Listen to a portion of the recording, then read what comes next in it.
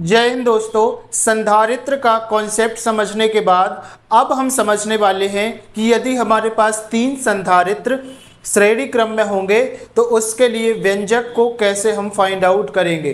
ठीक है, तो हम टाइम वेस्ट नहीं करेंगे, डायरेक्ट यहाँ पे हम टॉपिक की बात करते हैं। इस वीडियो में मैं आपके संधारित्र के कॉन्सेप्ट को नहीं समझाऊंगा। मैं उम्मीद करता हूं कि आपने संधारित्र का कॉन्सेप्ट समझ लिया होगा। आपने नहीं देखा है तो जो ऊपर लिंक आ रही है, ठीक है, उस पर आप क्लिक करके संधारित्र के बेसिक कॉन्सेप्ट को समझ सकते हैं। यहाँ पे मैं डायरेक्ट व्यंजक को ओरिजिन करके दिखाऊंगा। तो तीन संधारित्र है हमारे पास। तो सपोज करो कि ये हमारे पास संधारित्र एक है, ये इस तरीके से हमारे पास दूसरा संधारित्र है और ये हमारे पास तीसरा संधारित्र है। इसको हम नीचे से इरेज कर देते ताकि ये बराबर हो जाएगा। अब यहाँ पे हम लिखते हैं ये हमारे पास C1 है, संधारित्र C1, ये हो जाएगा C2 और ये हो जाएगा हमारे पास C3। अब क्या करते हैं, इसमें जब हम चार्ज देते हैं तो कुछ इस तरीके से बन जाएगा, ठीक है। और इसमें जब हम प्लस चार्ज देते हैं, मतलब प्लस Q चार्ज देते हैं, तो इसको देते हैं प्लेट नंबर 1, ये हो जाएगी हमारे पास प्लेट नंबर 2, ठीक है। संधारित्र C2 की ये हो जाएगी प्लेट नंबर 1 और ये हो जाएगी प्लेट नंबर 2। C3 के लिए क्या हो जाएगा, ये वाली हो जाएगी प्लेट नंबर 1, ये हो जाएगा प्लेट नंबर 2। अब क्या करना है, संधारित्र C1 की दूसरी प्लेट को संधारित्र C2 की पहली प्लेट से जोड़ देते हैं। दूसरी प्लेट को पहली प्लेट से जोड़ दिया। सिमिलरली यहाँ पे भी क्या करना हमको, संधारित्र C2 की दूसरी वाली प्लेट को C3 की पहली वाली प्लेट से हम जोड़ देते हैं यहाँ पे इस तरीके से, ठीक है। ये जोड़ दिया और लास्ट में क्या करना है, C3 की दूसरी वाली प्लेट का संबंध हम कहाँ से कर देते हैं, पृथ्वी से कर देते हैं। तो इसको लिखिए पृथ्वी। ये आपके पास क्या है, पृथ्वी या अर्थ, जो भी आपको समझ आता है वो लिखिए। अब इसको हम डिस्क्राइब करते हैं कैसे ये हमारे पास होगा। तो देखो सिंपल सी बात है, मैं आपको यहाँ पे एक एक टर्म्स बहुत अच्छे से समझा के बताता जा रहा हूँ। जब आप इसको डिस्क्रिप्शन में लिखेंगे तो यहाँ पे लिखिए व्यंजक, ठीक है, व्यंजक। और जो मैं बोल रहा हूं उसको लिखते चलिए। क्या बोल रहा हूं मैं कि जब, यहां पे लिखिए, जब संधारित्र C1 को, क्या लिखिए आप यहां पे, देखो, जब संधारित्र C1 को Q आवेश दिया जाता है तो संधारित्र C1 की पहली प्लेट के अंदर वाली सतह पे प्लस आवेश जनरेट हो जाता है या उत्पन्न हो जाता है, जबकि संधारित्र C1 की दूसरी वाली प्लेट पर, जबकि संधारित्र C1 की दूसरी वाली प्लेट पर अंदर की ओर -Q आवेश उत्पन्न हो जाता है। और ये किसके कारण उत्पन्न होता है, प्रेरण के कारण, ठीक है, प्रेरण के कारण। प्रेरण आप लोग पढ़ चुके हैं संधारित्र में। अब क्या करते हैं, संधारित्र C1 की दूसरी वाली प्लेट का संबंध संधारित्र C2 की पहली वाली प्लेट से कर दिया जाता है। ये कर दिया हमने संधारित्र का, ये कर दिया हमने यहाँ पे रिलेशन।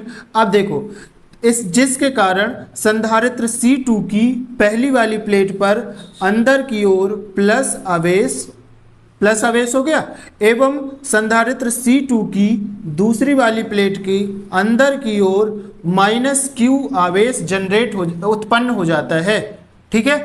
अब क्या करते हैं, संधारित्र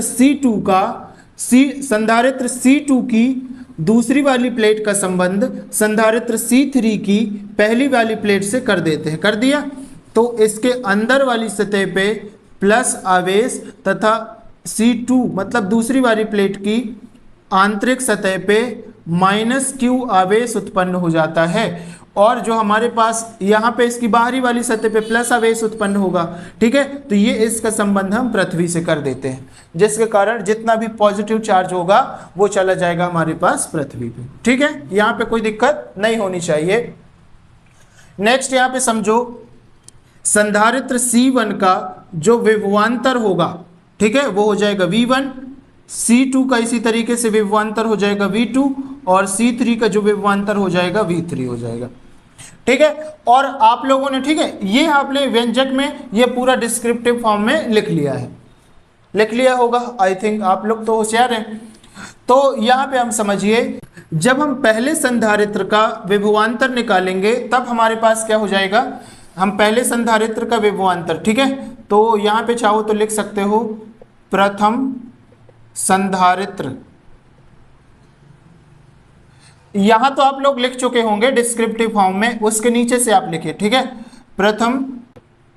प्रथम संधारित्र के लिए विभवांतर क्या हो जाएगा भैया, V1 इज इक्वल टू, आपके पास देखो, आपके पास आवेश क्या होता है, तो आवेश होता है Q is equal to CV, और C यहाँ पे धारिता होती है। तो अगर यहाँ से हम V की वैल्यू निकालेंगे तो यह हो जाएगा हमारे पास Q अपॉन C, ठीक है, Q अपॉन C इसके अपॉन में चला जाएगा। और V क्या है यहाँ पे, विभवांतर। तो हमारे पास पहली प्लेट के लिए विभवांतर जब हम निकालेंगे तो क्या हो जाएगा, V1 is equal to Q तो हमारे पास बदलेगा नहीं, सेम है, आवेश तो सेम है, तो Q डिवाइड बाय C1, ठीक है। पहली प्लेट के लिए क्या हो जाएगा, विभवांतर V1 is equal to Q upon C1। इसी तरीके से दूसरी प्लेट के लिए हो जाएगा Q, आवेश तो सेम रहेगा, और ये हो जाएगा हमारे पास C2, और थर्ड प्लेट के लिए हो जाएगा हमारे पास Q बाय C3, ठीक है। इसको मैं मिटा देता हूँ, ये तो समझ में आ गया होगा, छोटा सा ये सब संधारित्र में के कॉन्सेप्ट में बता चुका हूँ, ठीक है। ये हो जाएगा हमारे पास विभवांतर। अच्छा, इसका परिणामी विभवांतर निकालना होगा तो क्या हो जाएगा, तो हम यहाँ पे निकालते परिणामी विभवांतर, ठीक है। तो ये हो जाएगा हमारे पास V is equal to V1 plus V2 plus V3, ठीक है। और हमारे पास V1 V2 V3 की वैल्यू है, उसको हम पुट डाउन करेंगे और हमारा आंसर आ जाएगा। तो ये हो जाएगा V is equal to, V1 की वैल्यू क्या है आपके पास, ये वाली, तो ये आप रखेंगे Q अपॉन C1, ठीक है, प्लस V2 की वैल्यू क्या है अपने पास, Q bye C2, plus V3 की वैल्यू क्या है हमारे पास, Q बाय C3। और यहाँ से अगर हम Q तो सभी में कॉमन है, तो Q अगर कॉमन लेंगे तो क्या हो जाएगा, V इज इक्वल टू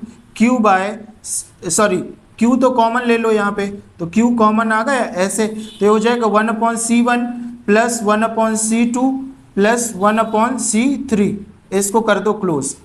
और आपके पास यहाँ पे विभवांतर है, दैट मीन्स आपके पास आवेश क्या होता है, Q is equal to CV, ठीक है। अगर आपके पास V निकालना है, यहाँ से V की वैल्यू निकालना है, तो ये कितना हो जाएगा, Q बाय ये हो जाएगा हमारे पास C, ठीक है।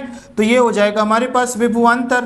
तो V के प्लेस पे मैं लिख सकता हूँ Q by C, that means यहाँ पे मैं लिखता हूँ Q by C is equal to, ये तो Q by C is equal to, ये हो जाएगा अपने पास Q तो लिखा रहेगा, और ये हो जाएगा 1 upon C1 plus 1 upon C2 plus 1 upon C3, और ये हो जाएगा ब्रैकेट क्लोज। Q से Q कट जाएगा, दैट मीन्स ये बचेगा हमारे पास 1 upon C is equal to 1 upon C1 plus 1 upon C2 plus 1 upon C3, ठीक है।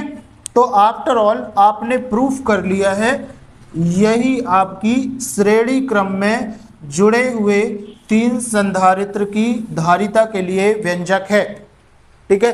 तो ये बहुत छोटा सा पोर्शन था, आई होप सो कि समझ में आ गया होगा, ये बहुत ज़्यादा मुश्किल नहीं था, ठीक है। आप लोगों ने सॉल्व कर लिया होगा। फिर भी अगर कहीं कोई दिक्कत आती है तो आप मेरे से कमेंट बॉक्स में पूछ सकते हैं, और अगर वीडियो अच्छा लगे तो प्लीज़ वीडियो को लाइक करें, चैनल को सब्सक्राइब करें, और अगर आप पहली बार देख रहे हैं तो बेल आइकॉन जरूर प्रेस करें, ताकि ऐसे ही आपको सीक्वेंस वाइज वीडियो मिलती रहे, जो कि आपके एग्जाम पॉइंट ऑफ व्यू से बहुत ही इंपॉर्टेंट है। और इस तरीके के क्वेश्चन आपको हमेशा देखने को मिलते हैं। तो एक क्वेश्चन देखने के बाद आपके 2 से 3 नंबर का एक क्वेश्चन आएगा, तो 3 नंबर आपके कंफर्म हो जाएंगे, ठीक है। तो बस आज के लिए इतना ही। जय हिंद, वंदे मातरम दोस्तों।